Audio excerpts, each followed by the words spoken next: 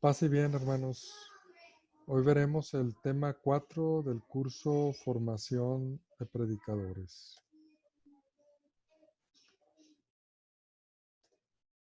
Muy bien. Si nos acordamos, estamos en el área de construyendo una predicación efectiva y hoy nos vamos a enfocar en la planeación general del tema en los puntos 4 y 5, que es las fuentes de información y profundizando el mensaje.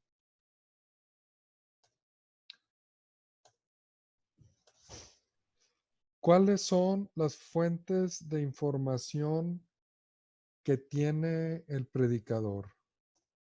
Pues si iniciamos con la cosmológica, es decir, con el mundo creado. El mundo como creación nos habla, nos está gritando que existe un creador. Al ver la belleza de la creación, el mismo mundo nos está evangelizando también y ahí también podemos encontrar el mensaje del Señor. De hecho, este fuente, pues, si vemos todas las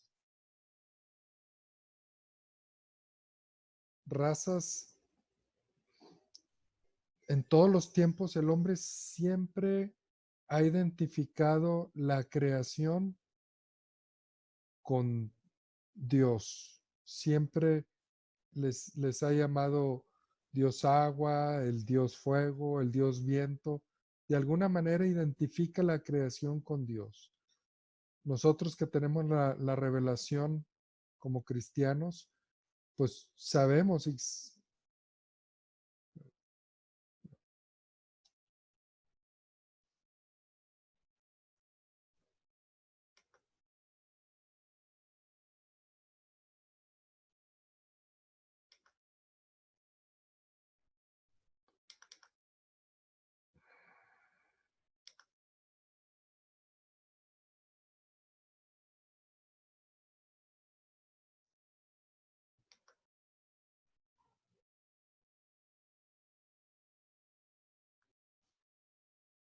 Paz y bien, hermanos.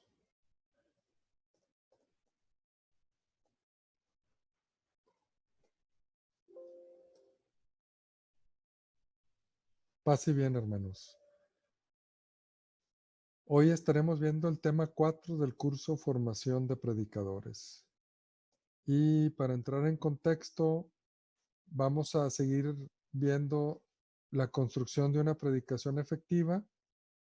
En el punto de planeación general del tema, hoy nos enfocaremos en dos puntos, en el 4 y en el 5, que son las fuentes de información y profundizando el mensaje.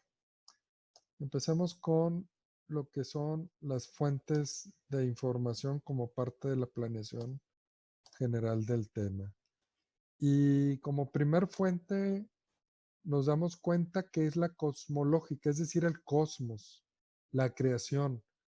La misma creación nos habla de Dios. El ver a la creación, el ver la belleza de la creación, nos está gritando la presencia de Dios. Y ahí hay mucho que podemos sacar.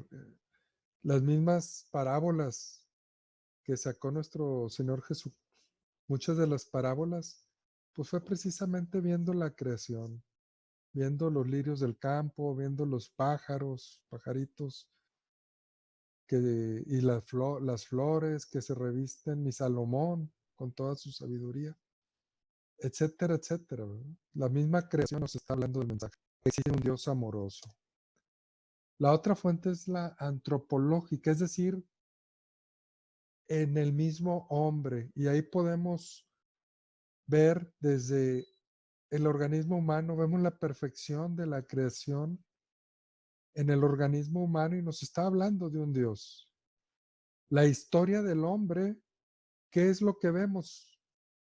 Vemos que cuando el hombre se desvía del plan de Dios es cuando le va mal.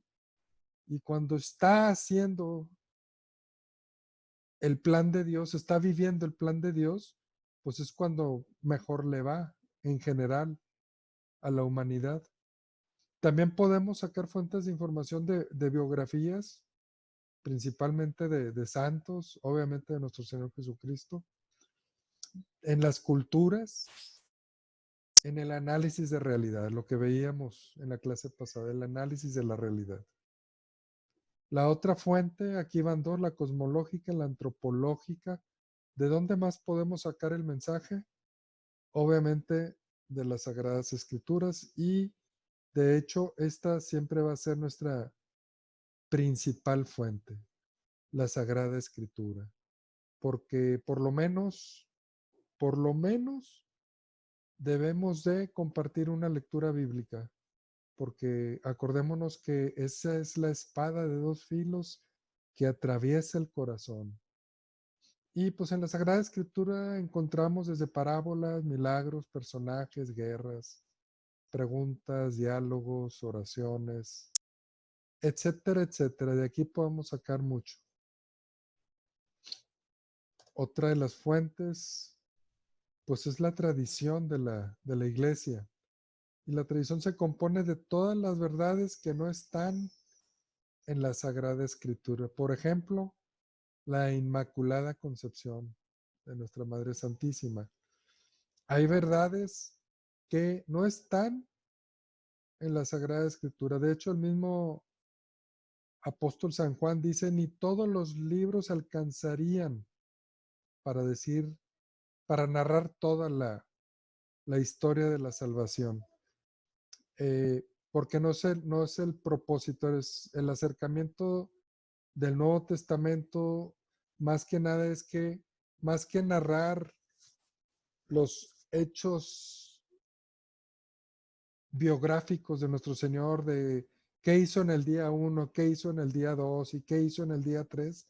No, más bien es que sus palabras de vida nos lleguen, ¿sí? Entonces, no todo está en la Sagrada Escritura. También podemos ir a la tradición de la iglesia. Y nuestra quinta fuente, pues va a ser el magisterio de la iglesia. Es decir, dice en el Catecismo de la Iglesia Católica, en el número 85, el oficio de interpretar auténticamente la palabra de Dios oral o escrita ha sido encomendado solo al magisterio vivo de la iglesia, el cual lo ejercita en nombre de Jesucristo. Eso viene en Dei Verbum número 10. Es decir, a los obispos en comunión con el sucesor de Pedro, el obispo de Roma.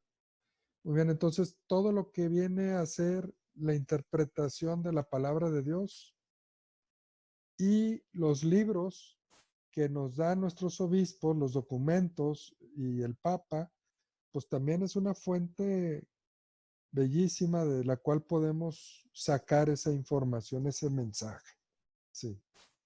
Entonces, estas serían las 5 fuentes de información del predicador: la cosmológica, la antropológica, la principal en las Sagradas Escrituras, la tradición y el magisterio de la iglesia. Muy bien, ahora vamos a pasar a cómo profundizando el mensaje. Y pues vamos aquí a ver varios puntos. Una de las formas es a través de la semántica. Y vamos a ver 2 ejemplos. Por decir, ir a la etimología, a la raíz de la palabra. Por ejemplo, cuando hablamos de humilde, pues normalmente pensamos en una persona de escasos recursos, una persona servicial, una persona que no es engreída, etcétera, ¿verdad? Eso es lo típicamente que pensamos. Pero si vamos a la raíz de la palabra humilde, vamos a ver que viene de humus, del griego humus. Y humus es la capa fértil de la tierra. Entonces, aquí ya me da otro elemento con el cual yo pudiera profundizar en lo que es la palabra humilde. Por ejemplo, la única manera en que yo podría dar fruto, algún fruto que sea agradable al Señor, sin duda, para eso tengo que ser humilde, para que al tener esa capa fértil, es como va a fructificar ese fruto agradable al Señor. Entonces podemos profundizar el mensaje yéndonos a la etimología y obviamente pues ir al idioma original de la Biblia, ir al griego, al hebreo, o por lo menos revisar diferentes traducciones. La Biblia de Dios habla hoy, la Biblia de Jerusalén, la Biblia latinoamericana, etcétera, etcétera. Entonces, muchas veces la Biblia, alguna de las traducciones es la que mejor llega al sentido del mensaje que quiero dar. Entonces, sin problema, mientras estoy dando un tema, puedo usar una traducción y puedo después en el mismo tema usar otra traducción de otra Biblia, si es la que mejor se acomoda al mensaje que yo quiero dar. ¿Sí? Entonces, a través de la semántica sería la primera forma. La segunda es usando antónimos, es decir, cosas que se contraponen para resaltar. Es contraponer los diversos elementos del texto para subrayar más su mensaje. O sea, usar antónimos es como decir blanco, esto es o blanco o negro y ponen los elementos, ¿verdad? O sea, eh, frío o calor. Vemos por decir en Apocalipsis que dice el Señor, ojalá y fueras caliente o frío, pero como eres tibio, te voy a vomitar. Ahí está usando antónimos. Y aquí también las caravanas que se encuentran. ¿Cuáles caravanas? Pues por un lado venía la viuda de Naín y por otro lado venía la caravana de Jesucristo. Y aquí podemos sacar elementos que se contraponen, por decir, ¿cómo venía la caravana de la viuda de Naín? Pues venían triste, ella venía desolada, ya era viuda, es decir, no tenía esposo y se le acababa de morir su único hijo. Así venía la caravana de la viuda de Naín. ¿Y cómo viene la caravana de Jesucristo? Pues viene en la alegría, viene en el acompañamiento. ¿Cómo pasas tú? La van acompañando a nuestro Señor Jesucristo en la alegría, en la paz. Otro ejemplo de Antonio pues son los dos ladrones. Mientras que uno de los ladrones estaba ofendiendo al Señor, el otro le decía, cállate, respétalo, y le dice, acuérdate de mí cuando estés en y si buscamos más anónimos, digo, por los pasos, aquí no hay color gris, de otro elemento. Sí, el otro elemento es el cuerdo de palabras. Por decir, cuando decir Jesús no nos salva, y hacemos una pausa, y en esa pausa la gente está pensando, ¿cómo no nos salva? O sea, ¿de qué se trata esto? Decimos, ya nos salvó. Jesús no nos salva, ya nos salvó. Entonces ahí estamos haciendo un juego de palabras. ¿Para qué? Para profundizar el mensaje. Bueno, aquí llevamos 3, semántica, antónimos, juego de palabras. La otra es entrar al contexto. Y en el contexto es analizar en qué contexto se dio el mensaje específico en la Biblia. Por decir, análisis de situaciones socioeconómicas, cuál era la situación teológica, la histórica. Y aquí hay, por decir, los muros de Jericó, hay mucho, es meterte al contexto, en qué momento se da el mensaje para poder profundizar. Otra manera de profundizar es haciendo preguntas al texto, buscar las preguntas que ellos quisieran hacer o que no se les había ocurrido. Por ejemplo, cuando viene el Señor caminando sobre el agua y que Pedro le dice, Señor, mándame ir a ti. Y el Señor le dice que sí, y Pedro comienza a caminar. De repente se empieza a hundir y ahí podemos preguntar por qué se hunde Pedro. Y llegamos a la conclusión, pues es que Pedro dejó de ver al Señor, dejó de ver a los ojos al Señor y empezó a ver las olas. Y en ese momento se empieza a hundir. Y aquí es donde podemos profundizar. ¿Tú cómo vas, hermano? En el momento en que yo veo más grandes los problemas y pierdo la mirada del Señor, es cuando yo me empiezo a hundir en la desesperación, en la falta de fe, en la falta de esperanza. Y me empieza a pasar lo mismo que a Pedro, porque dejé de ver al Señor. Entonces, pues son preguntas al texto y que nos ayudan a profundizar en el mensaje. La visualización. O sea, desde el mismo texto, imaginar y dibujar la escena con todos los detalles del ambiente. Imaginar colores, olores, ambiente físico, pero también y sobre todo el psicológico. Por ejemplo, vamos a cerrar nuestros ojos. Imagínate que eres Jonás y en ese momento acabas de ser tragado por la ballena. ¿Qué estás viendo en este momento en que estás adentro de la ballena? Nada, es pura oscuridad. Y se empieza a mover la ballena. ¿Qué sientes? Pues que te empiezas a mover por todos lados, empiezas a girar, hay agua y empiezas a oler. ¿Qué estás oliendo dentro de la ballena? Pues huele a pescado, huele a ballena ahí adentro de la ballena. Entonces ya los metiste dentro de la película, ya son parte de la película. Eso es imaginar y dibujar la escena con los detalles y ser capaces de introducirlos dentro del texto bíblico.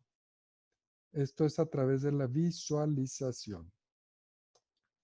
El otro es la dramatización y esto es exagerar los elementos naturales. Y vamos al ejemplo de los gerasenos. ¿Qué pasa con Gerasa? Allí nuestro Señor llega, había un endemoniado que corría por todos lados, que lo encadenaban y rompía las cadenas y corría desnudo por todos lados, hasta que ve que viene el Señor y va a los pies y dice, ¿por qué nos atormentas? Porque era una legión de demonios, eran muchos. Y el Señor, y le piden permiso al Señor de ir a unos puerquitos que están ahí. Y el Señor le dice que sí, y en ese momento todos los demonios salen de esta persona, entran a los puerquitos y se tiran por el precipicio. Y volteamos a ver al endemoniado y dice, estaba sano en su sano juicio. Él estaba ya sanado. Aquí, fíjense, lo raro es que después de que los gerasenos vieron el milagro, vieron que había sido sanado,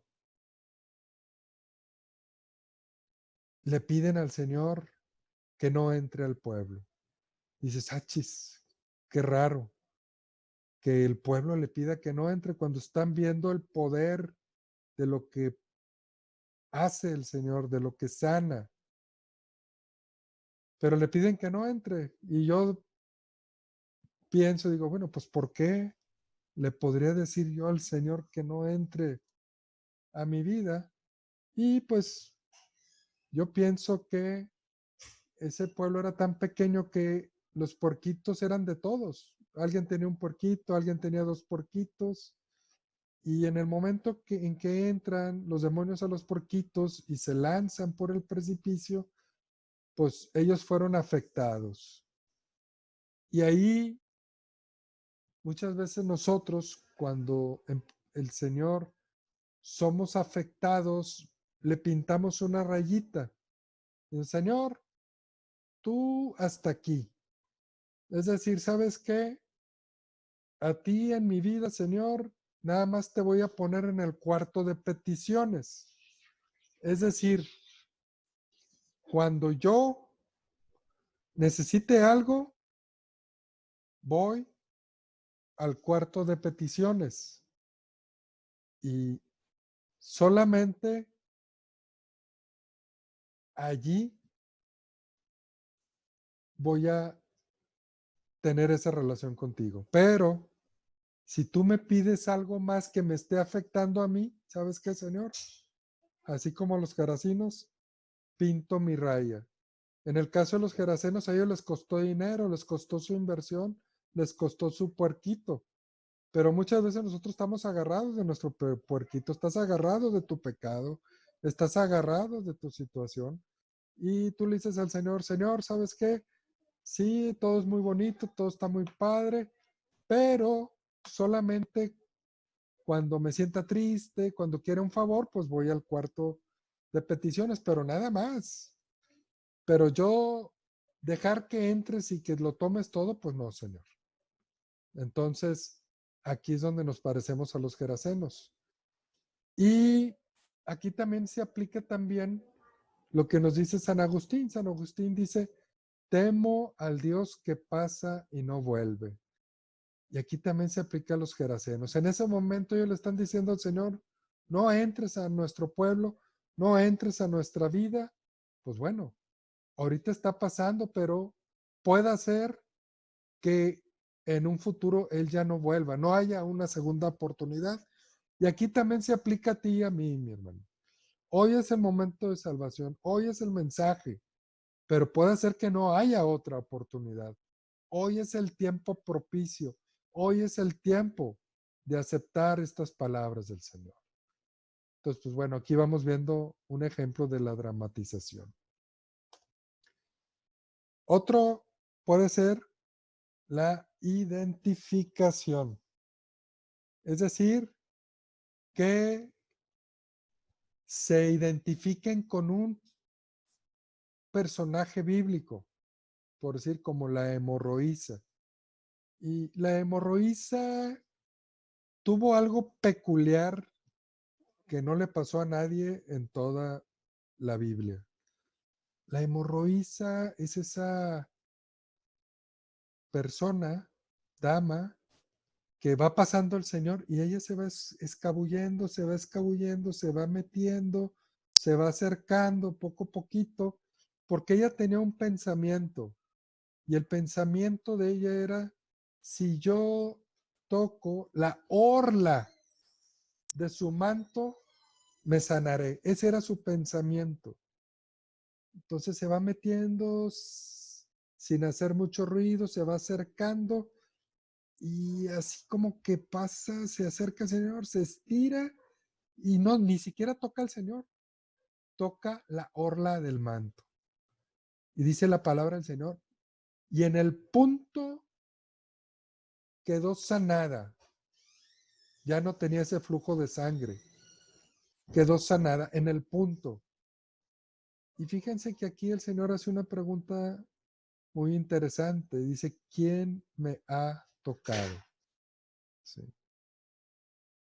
Y San Pedro y los apóstoles, dice, Señor, pues, ¿por qué estás preguntando eso? ¿No ves que nos vienen apretando todos, nos vienen, y tú preguntas eso? Qué raro. Y el Señor sabía lo que estaba preguntando, porque había salido una fuerza de él, ¿sí? Y el Señor vuelve a preguntar, ¿quién me ha tocado? Y en ese momento yo me imagino que la hemorroísa pues nada más levanta su manita y dice, yo, Señor, y ya explica su problema. Y la palabra del Señor es, mujer, tu fe te ha salvado. Es decir, lo tocó para la sanidad, pero las palabras del Señor no se quedan en la sanidad, le da la salvación. Tu fe te ha salvado. Y fíjense que este es el único milagro que aparentemente al Señor sucede sin que se dé cuenta, aparentemente. En la realidad, pues no puede ser porque todo milagro pues tiene que ser porque el Señor así lo quiere, pero aparentemente sucede sin que Él se dé cuenta. Vamos a decir entre paréntesis que este milagro es como si le fuera arrebatado al Señor. Yo te quiero preguntar una cosa, ¿qué parte tocó la hemorroísa? Tocó la orla del manto. Y yo te pregunto, y me pregunto, cada vez que tú y yo comulgamos, hermano, ¿qué parte estamos tocando del Señor? Si recordamos los milagros eucarísticos, siempre se convierten en una parte del corazón. Es decir, en la Eucaristía tú y yo estamos tocando el corazón del Señor. No estamos tocando la orla del manto, no estamos tocando ningún ropaje. Estamos tocando el corazón de Dios en ese momento. Y segunda pregunta, ¿tú crees que el Señor se da cuenta, que siente, que sabe cuando tú lo tocas con fe, como lo hizo la hemorroísa, que ni siquiera lo tocó a él, tocó la orla del manto, pero eso fue suficiente para ser sanada? ¿Qué pasará si tú y yo tocamos al Señor con fe cada vez que comulgamos? ¿Qué pasará? Pues pueden ocurrir cualquier milagro que el Señor quiera, cualquier milagro. Entonces, aquí es un ejemplo de que estamos haciendo la identificación, que se identifiquen con algún personaje bíblico y después profundizamos en el mensaje. Muy bien, entonces llevamos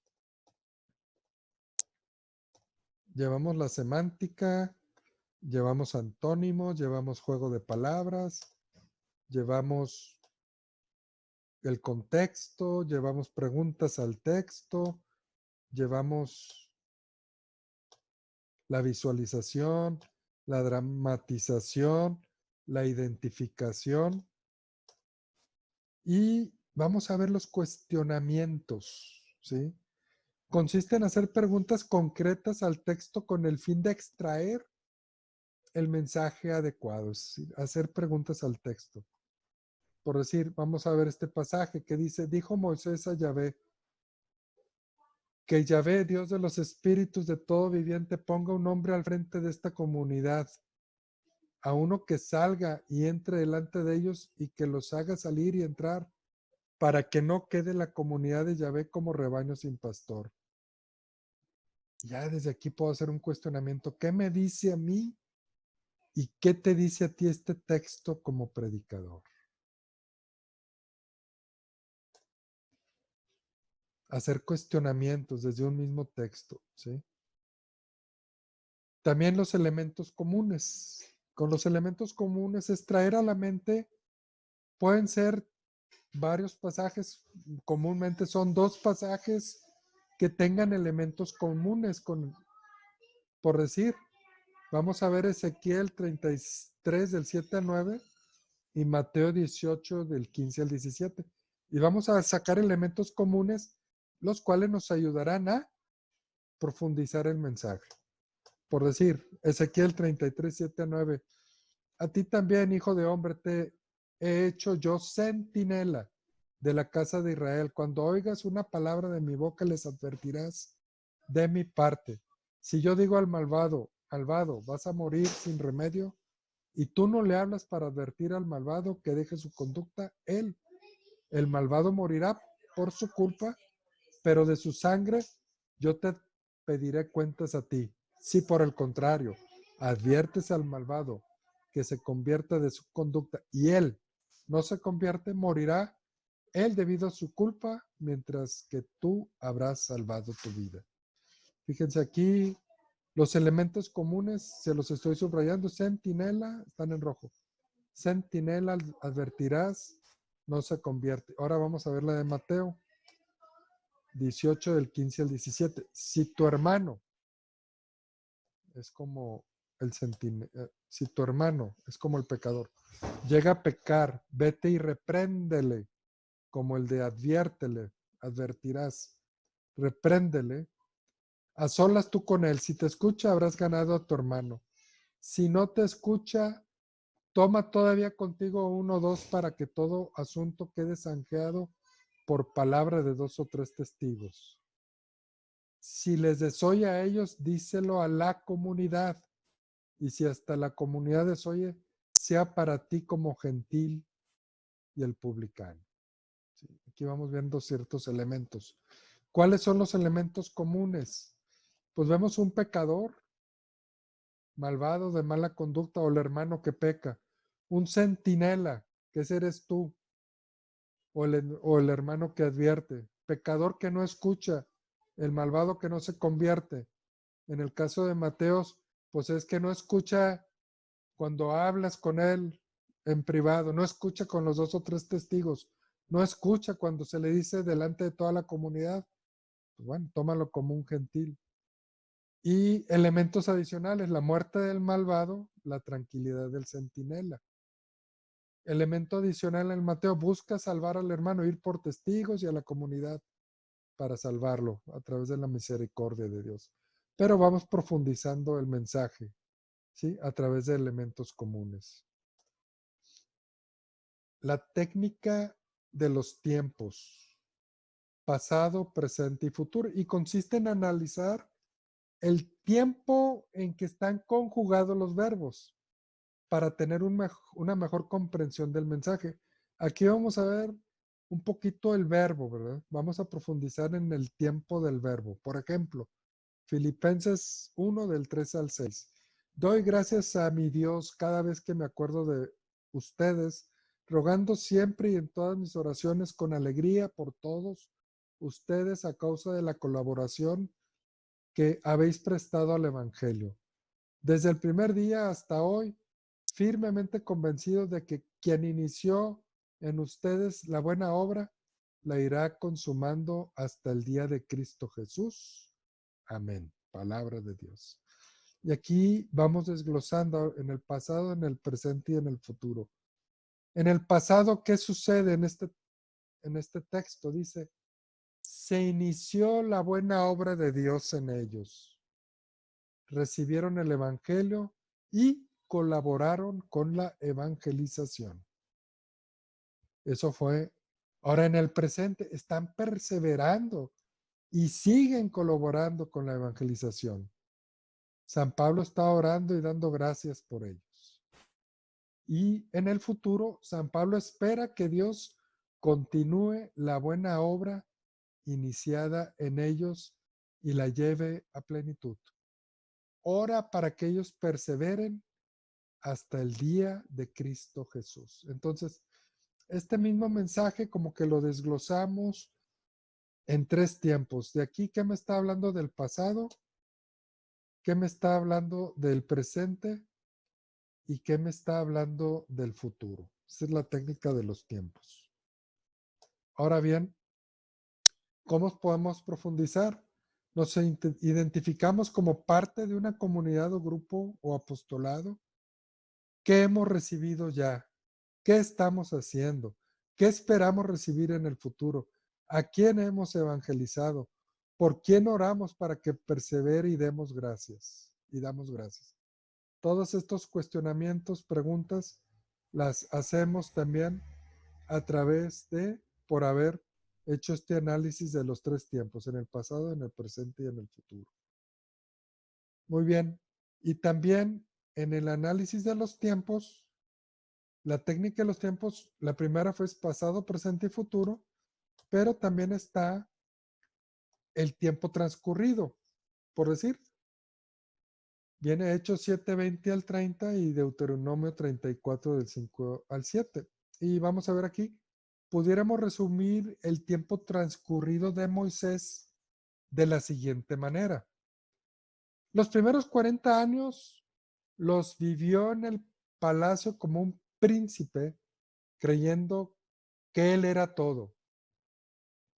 Los siguientes 40 años los pasó escondido, huyendo en el desierto de Medián, cuidando ovejas, creyendo que había fracasado y era un donadie. Y los últimos 40 años los pasó con una varita en su mano, viendo milagros y prodigios y aprendiendo que Dios lo era todo. Reflexión. Ni los lujos del palacio, ni la soledad y carencias en el desierto son eternas. Todo cambia. Debemos estar atentos, desinstalados y disponibles para que Dios realice su plan de amor en nosotros. Y ahorita un paréntesis. Ahorita esto que el Señor nos tiene así, pues es un tiempo propicio ahorita a través de esta pandemia, ¿verdad? Que estamos viviendo ahorita. Hay que ver el futuro con esperanza, ya que los últimos 40 años de Moisés fueron los mejores. Bien, veamos ahora la técnica de las etapas. Consiste en describir las etapas señaladas en el texto o dividir lo que hemos leído en las etapas que consideremos convenientes, de preferencia de 3 a 7 etapas. Por ejemplo, en Hechos 28, versículos del 1 al 10, las etapas serían: una vez a salvo, supimos que la isla se llamaba Malta. Los nativos nos mostraron una humanidad poco común. Encendieron una hoguera a causa de la lluvia que caía y del frío, y nos acogieron a todos. Pablo había reunido una brazada de ramas secas. Al ponerla sobre la hoguera, una víbora que salía huyendo del calor hizo presa en su mano. Los nativos, cuando vieron el animal colgado de su mano, se dijeron unos a otros: este hombre es seguramente un asesino. Ha escapado del mar, pero la justicia divina no le deja vivir. Pero él sacudió el animal sobre el fuego y no sufrió daño alguno. Ellos estaban esperando que se hinchara o que cayera muerto de repente, pero después de esperar largo tiempo y viendo que no le ocurría nada anormal, cambiaron de parecer y empezaron a decir que era un dios. En las cercanías de aquel lugar tenía unas propiedades el principal de la isla, llamado Publio, quien nos recibió y nos dio amablemente hospedaje durante 3 días. Precisamente, el padre de Publio se hallaba en cama, atacado de fiebres y disentería. Pablo entró a verle, hizo oración, le impuso las manos y le curó. Después de este suceso, los otros enfermos de la isla acudieron y fueron curados. Tuvieron para con nosotros toda suerte de consideraciones y a nuestra partida nos proveyeron de lo necesario. Entonces vamos a ver una división en 7 etapas de este texto. Vamos a ir dividiendo. Por decir, la serpiente muerde la mano de Pablo. Y ahí es donde vamos aplicando, digamos, la enseñanza que queremos darle a cada una de las etapas. Fuimos mordidos por el pecado, los vicios y los defectos. 2. Los nativos al verle comentan que Pablo es un asesino.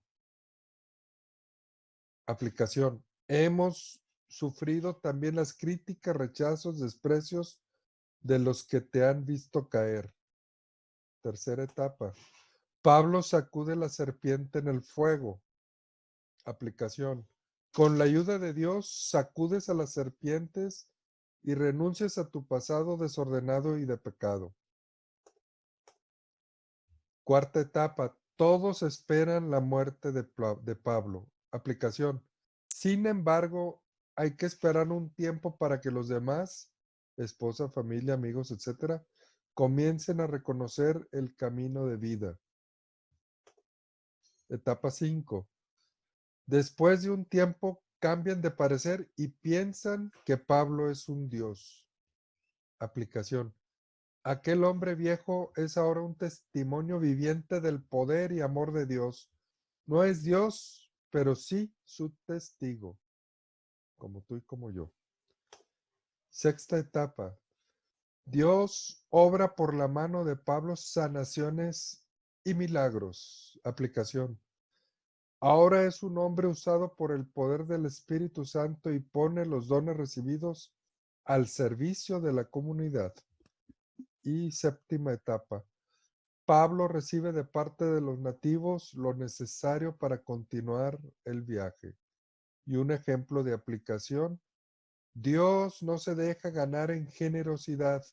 Él es el que nos sostiene y nos da todo lo necesario para ejercer nuestro ministerio. Pasemos a otra técnica de los modelos. Consiste en buscarle modelos positivos o negativos a la audiencia que les vamos a predicar. Por ejemplo, si son niños, pues ahí tenemos varias citas. Primera de Samuel, capítulo 3, Jeremías, Lucas, Timoteo. Si es a jóvenes, pues hay algunos ejemplos en la Biblia. Génesis 9:18, Éxodo 24, Deuteronomio 21, etcétera. Igual con matrimonios, si es referente a trabajadores, a intercesores, pues tenemos la figura, pues primera de nuestro Señor Jesús, de Abraham, de Moisés, de María, de San Pablo. Si es de madres, pues tenemos a Génesis, primera de Samuel, también para los padres, hermanos, pues están los ejemplos de Jacob y Esaú, José y sus hermanos, Moisés y Aarón, Santiago y Juan, Andrés y Pedro, etc. Y amigos, pues tenemos, por decir, la amistad de David y Jonathan, de Jesús y Lázaro, de Jesús y Pedro, de Pablo, Aquila y Priscila, etc. Entonces vamos identificando la audiencia con ciertos modelos que podemos encontrar en las Sagradas Escrituras. Entonces, haciendo un resumen de las técnicas que hoy repasamos para profundizar el mensaje, sería A, la semántica, que trata de la etimología y del idioma bíblico original. Usar los antónimos, usar el juego de palabras, el contexto, poner en contexto todo lo que estamos leyendo, las preguntas al texto, la visualización, la dramatización, la identificación, que se identifiquen con algún personaje, los cuestionamientos, los elementos comunes, la técnica de los tiempos, que es el pasado, presente, futuro y de tiempo transcurrido. Y la última que vimos, la técnica de las etapas. Bueno, mis hermanos, pues vamos a hacer un cambio en la tarea del video semanal. Ahora va a ser de 3 minutos, con más o menos 30 segundos, es decir, desde 2 minutos 30 a 3 minutos 30. Y vamos a presentarlo en el mismo formato, pero al inicio de la exposición, pero antes de que corra el tiempo, se dice el auditorio al que se le expondrá el tema, ¿sí? Solo para saber, no entra en el tiempo de la predicación, por decir algo. Si me toca exponerle a los enfermos y el tema es la vida eterna, porque son enfermos terminales, yo estaría, antes de empezar el video, voy a decir, bueno, mi auditorio son enfermos terminales y luego ya comienzo con mi tema. Muy buenos días, buenas tardes, mi nombre es tal y hoy vengo a hablarles de, y ya desde que me presento empieza a correr el tiempo. El decir a quién es el auditorio, pues es para entrar en el contexto, para saber, ¿sí?